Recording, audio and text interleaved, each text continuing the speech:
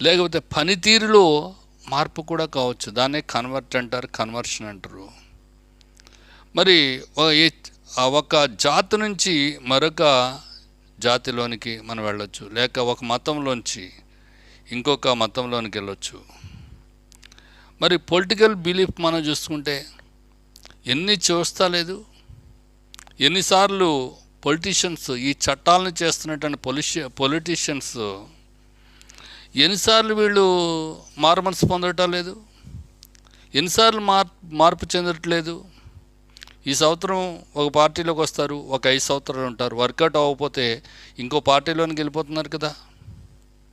మరి ఆ పార్టీలో కొన్ని సంవత్సరాలు ఉంటారు, అక్కడ వర్కౌట్ అవ్వకపోతే ఇంకో పార్టీలోకి వెళ్ళిపోతున్నారు కదా. దీన్ని ఏమంటారు?